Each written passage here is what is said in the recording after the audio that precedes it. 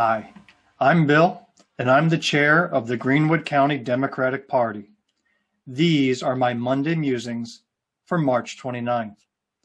Last week I covered a relatively light-hearted topic, but today I'm in the mood to get real with you. I want to talk about priorities. You prioritize the things that are most important to you. You admit there's just too much to do, so you draw a line and say, if I do nothing else, then I'm going to get these things done. How you prioritize says a lot about you. It reveals a lot about your character. President Joe Biden has said that dealing with the pandemic was his top priority, that nothing else can happen successfully unless that is taken care of properly.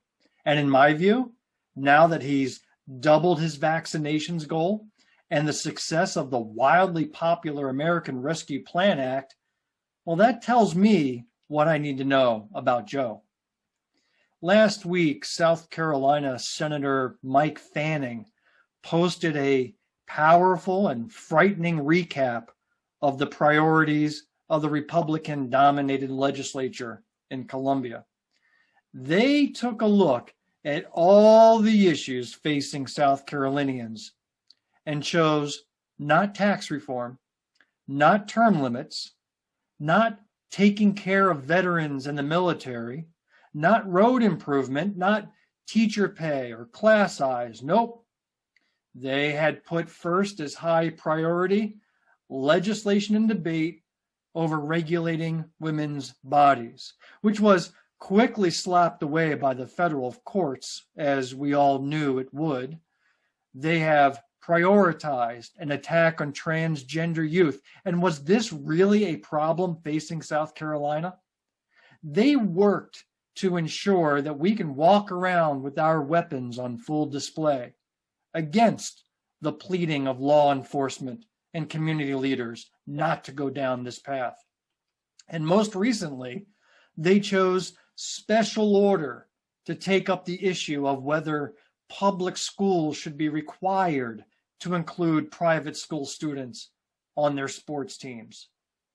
Look, if you're not carefully weighing your priorities, then you're wasting our time. And that, my friends, is what the Republican legislators have done. So let me then share with you the priorities of the Greenwood County Democratic Party. There are many things on our to-do list: candidate recruitment, voter registration, addressing any of a number of large social issues that we Democrats are known to fight for. And while we indeed need to try to make progress on all of these, there are two that I see we have to get done, because if we don't, then everything else becomes so much more difficult to do. First, precinct organization. There are 50 voting precincts in Greenwood County, and we have to have an organized network of activists and communicators across all 50. If we cannot build this network, then we cannot support our candidates effectively, get the word out about state and county legislation that affects us, or conduct meaningful voter registration drives. If you're watching this, then I already know you have what it takes to join in this effort. Reach out to us and say, what can I do? We'll work and grow with you every step of the way. I believe in the Stacey Abrams approach, that it's not going to happen this month, this summer, this year, or even the next, but I do see us flipping SC blue over the next 10 years. But it has to start now. The second priority is to fight for voting rights and access.